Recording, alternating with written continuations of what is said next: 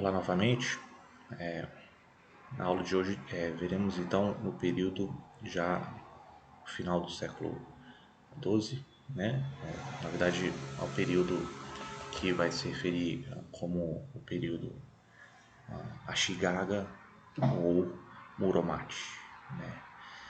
Na verdade, temos aqui um belíssimo exemplo do templo prateado, por, comissionado por Yoshimasa, e representa o auge da estética, da arquitetura e da arte combinado do período. Na verdade, eu só trouxe isso como um exemplo, né, um ilustrativo dos princípios estéticos que começam, na verdade, a se consolidar nesse período em diante. Eu tenho aqui, sempre, na verdade, me refiro a isso, que, na verdade, baseio todas as minhas considerações nesse livro do curso História do Japão, tá? O link tá para vocês darem uma olhada, tá aí embaixo, aqui no link, e é fundamental para o acompanhamento do curso, tá bom? Então, a primeira grande figura desse período, Ashikaga, na verdade, se refere à dinastia dos shoguns que descende do primeiro deles, o Takauji, aqui retratado, quando ele toma o poder em 1338. Na verdade, eu falei do século XII, desculpa, do século XIV no início aí da aula. E esse período, então, ele é nomeado pelo nome dessa família. Então, os shoguns, eles ganham, assim como os Minamotos no período anterior, na verdade, eles vão então ser uma linha dinástica de serem nomeados sempre como shoguns, os Ashikagas, né? Esse período também, então por isso que o nome é conhecido, esse período é conhecido como Ashikaga ou Muromachi. Mas Muromachi era onde uma rua em Kyoto, em que era sede desse governo do shogunato. Esse governo sob uma liderança militar que também é referido como Bakufu. A gente viu isso, como é que foi estabelecido na aula anterior. E foi essa família, essa clã, né, que vai tomar as rédeas do poder a iniciar com o Takauji.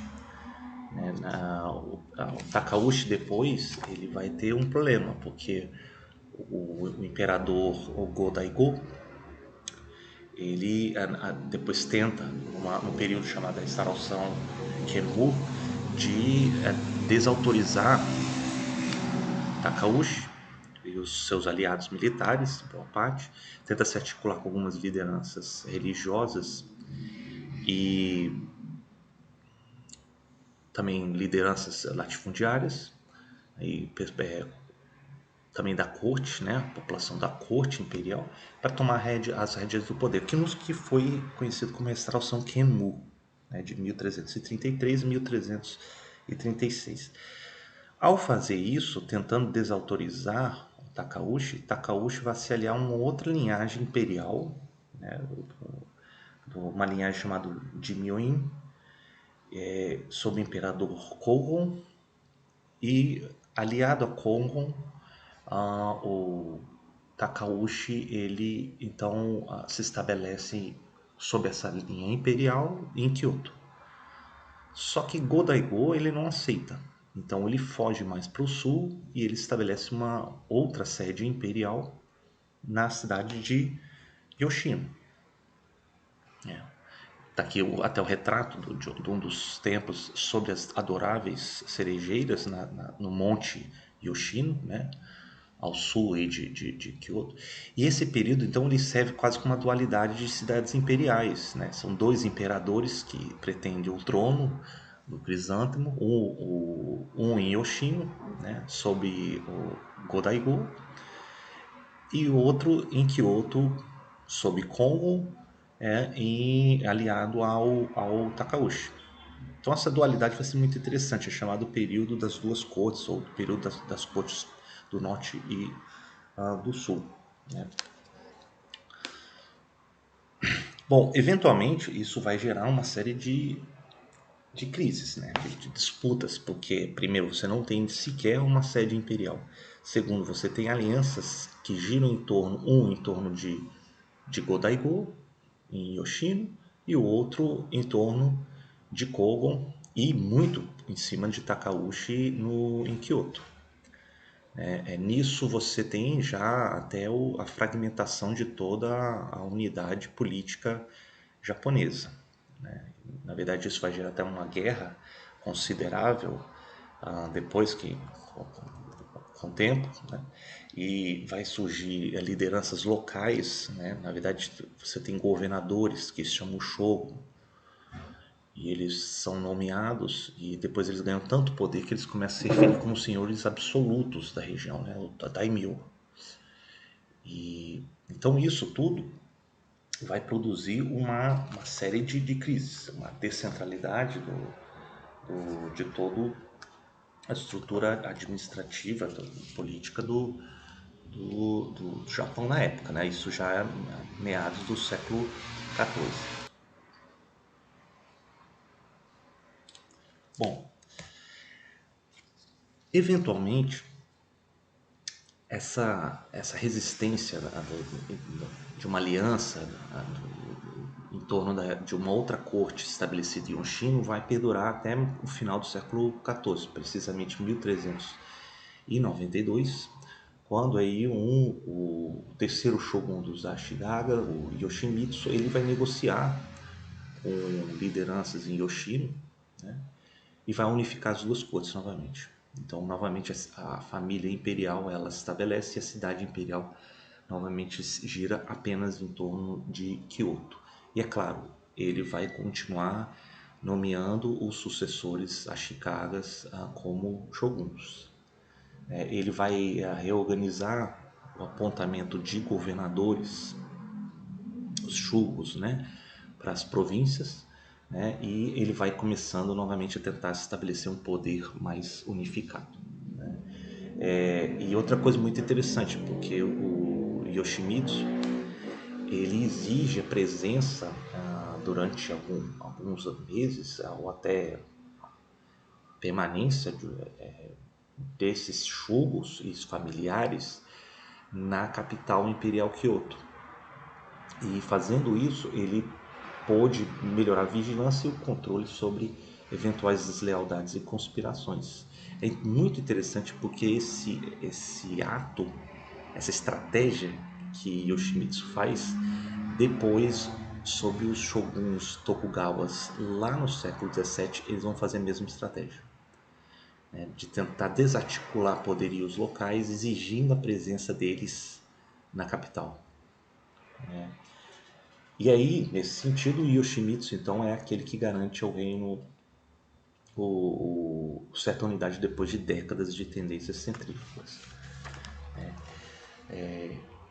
O interessante também é que Yoshimitsu ele se preocupa com o comércio internacional, com a corte chinesa, com os coreanos, que até então era dominado praticamente por ilegalidade dos piratas chamados Wakos.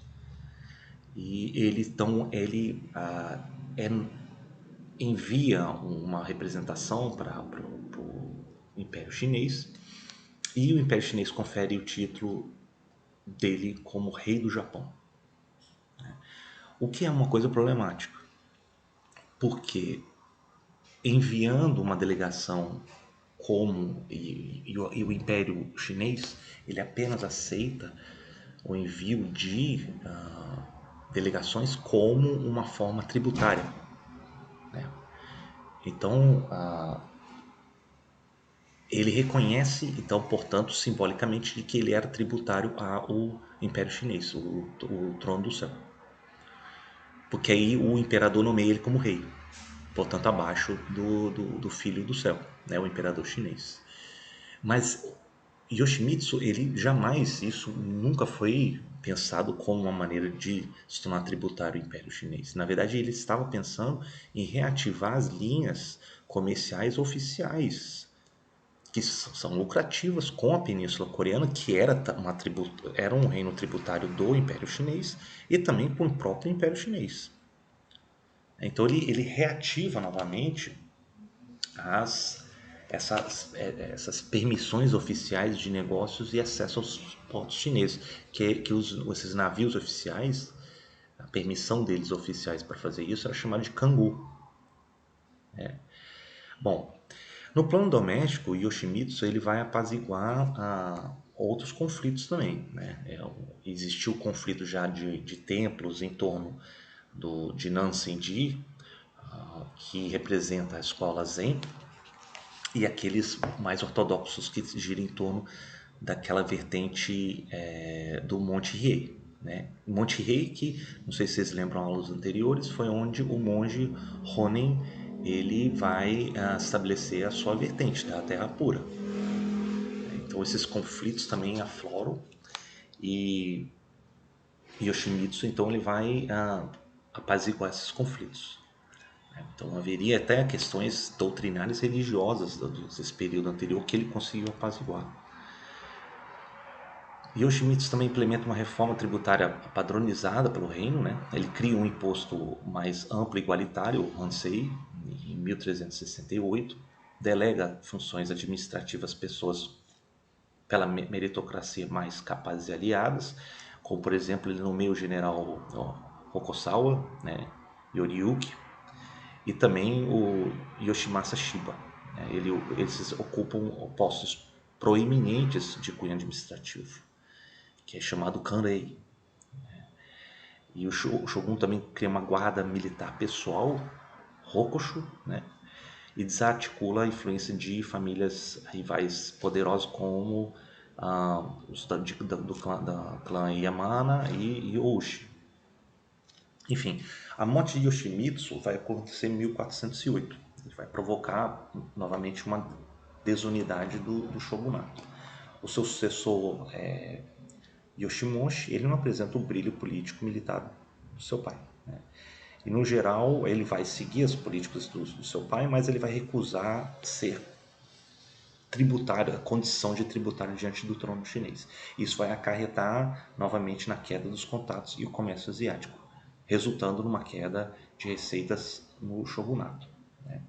Apesar disso, existem alguns episódios notáveis de exceção, como em 1398, a corte coreana de Chongzong recebe uma representação do Japão, mas são esparsos, né?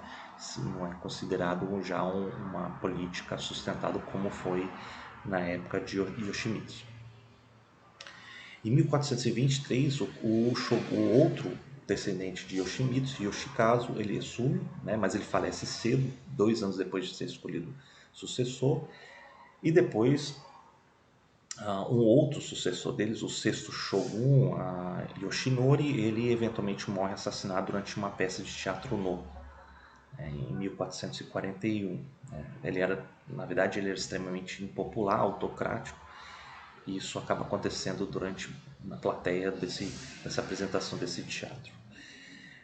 Seu filho Yoshikatsu, ele ocupa o cargo com 8 anos de idade apenas, né, como shogun, mas veio a falecer 2 anos depois devido à disenteria. Então é um período muito turbulento de sucessões incertas e rápidas. Né? Isso tudo vai começando a fortalecer novamente as famílias oligárquicas latifundiárias, né, nas províncias, né?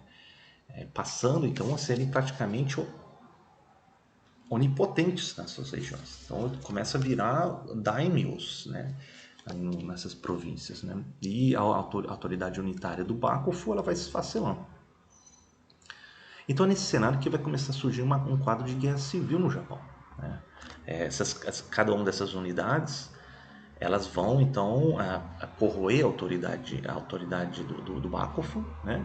E alianças eram feitas e desfeitas, né, de acordo com os interesses das províncias. Né? Então é uma guerra civil que começa a se estender. Então, de 1467 a 1477, 10 anos ocorreram, foi uma guerra civil generalizada no Japão, que é chamado Onin-Noran, né? A Guerra de Onin. Né? Então nisso fortalece os governos dos daimyos locais, que militariza cada vez mais a lealdade de servidores guerreiros diante desses senhores latifundiários, né? Então é um período que começa a ascender e fortalecer essas castas militares dos samurais, né? Da extrema lealdade a eles, né? A disputa principal ficava entre principalmente duas grandes famílias, né? Como os Rokuzawas e os Yamanas, né? E eles vão disputar o, a função administrativa máxima do Kanrei, né? Mas o shogunato ele não tinha sequer condições de impor sua autoridade. Então, eventualmente, os conflitos, ela vai se espalhar para a região, atinge também, inclusive, a região de Kanto, né? A região leste de Honshu, e isso vai se estender, inclusive, nessa região de Kanto, desde 1454, vai até se estender até 1482. Né? Isso tudo, isso até um incidente chamado de Kyoto-ku, né? Eles disputam violentamente o cargo máximo dessa região, dessa planície fértil, na região oriental de Honshu, né? Tudo isso, então essas lutas inconclusivas, intermitentes, ele vai devastar, vai atingir a capital Kyoto, né, os anos de guerra. O oitavo shogun no poder, o Yoshimasa, ele começa então a cada vez mais se retirar do comando político e militar como deveria o seu cargo fazer, né? E ele se torna então mais um amante patrão das artes da cultura, né? Então o Yoshimasa, na verdade, é tratado aqui um dos templos que ele comissiona, o Gingaku-ji. O Gingaku-ji, na verdade, ele representa quase que o auge da estética desse período. Ele que comissiona, diante do período de corrosão política e militar, né? Na verdade, então, o Yoshimasa ele representa a sublimação das energias que tinha, né, para os projetos de construção e de projetos estéticos, né? Então, por exemplo, o Ginkakuji, o Pavilhão de Prata, foi inaugurado em 1490, né, em Kyoto, e ele se torna o símbolo máximo do florescente talento artístico da escola que se chama de Higatiyama. Higatiyama, na verdade, significa montanhas orientais, né, que é uma localização ali perto de Kyoto. E essa escola, Higatiyama, ele vai, na verdade, ser grande, vai pautar todos os ideais estética japonesa e do Zen budismo daí para frente. Então é interessante porque vimos no período de Heian também as lutas, a instabilidade política e o surgimento de uma estética literária da corte, como o Kenji Monogatari do Murasaki, né? Aqui também você tem um florescimento das artes em um período de tribulação, né? De incertezas. E, por exemplo, todos a proposta dessa escola, ela vai começar a propor, baseados nos princípios da sobriedade, da simplicidade, que advém do Zen budismo, ele começa a se estender para todos os aspectos da vida, né? Os padrões culturais são atingidos em várias áreas. Então, há uma codificação, por exemplo, da cerimônia do chá, a extrema valorização no momento e a concentração, que hoje, inclusive, está na moda, o que se fala que é o mindfulness, né? Que vem do Zen budismo. Isso é muito manifestado na cerimônia do chá, né? Como aqui tem um retrato já posterior da cerimônia do chá, os princípios da elegância, da serenidade, conhecido como sabe, também a contenção e a aceitação da impermanência do transitório, com esse princípio conjunto se conhece como Wabi-Sabi. Isso tudo vai começar a permear a estética japonesa no século XV, né? Na verdade, você vê, aqui uma manifestação da Ikebana, né, da simplicidade elegante, sóbria, não excessiva. Temos também propostas até na arquitetura, como a disposição e decoração de ambientes, no uso do tatame minimalista. Temos o uso de portas deslizantes, o shoshi. Temos prateleiras escalonadas e alcovas nas paredes para exibição de obras, né? Todo esse princípio chamado tokonoma. O estilo vai codificar condutas e padrões, como eu falei, a própria cerimônia do chá, o teatro no, aqui uma ilustração em que o no é um teatro muito valorizado pela corte, né? E o no, na verdade, ele vai refletir essencialmente quase como uma tragédia homérica, a questão do destino dos deuses e dos homens, né? Da humanidade diante do seu destino e dos deuses. Então tem um apelo universal, tal como as obras de Homero, a, universal acerca do destino humano. Outras manifestações também desse princípio do wabi-sabi vai atingir o cultivo de jardins, e a gente viu como os jardins do Gingakuchi, né? E também até a composição de versos poéticos, que era o Renga, né? Então tudo isso vai compor no seu conjunto o Japão já no período de meados do final do século XV em diante. Então, tudo isso acredito que vai depois vai consolidando-se, depois vai produzir uma série de crises que já no período posterior, que a gente vai ver na próxima aula, veremos então um período já de 1467 em diante, vai surgir uma outra ordem, período chamado Sengoku, né?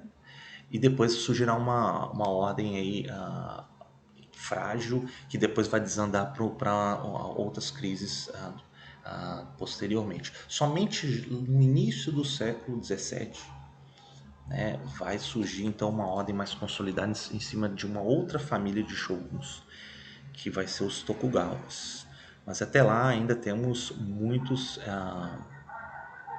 período longo de crises, de questionamentos, mas que isso não é menos importante, porque em termos culturais, em termos estéticos, isso foi fundamental para estabelecer padrões culturais e estéticos aí para o Japão nos séculos posteriores.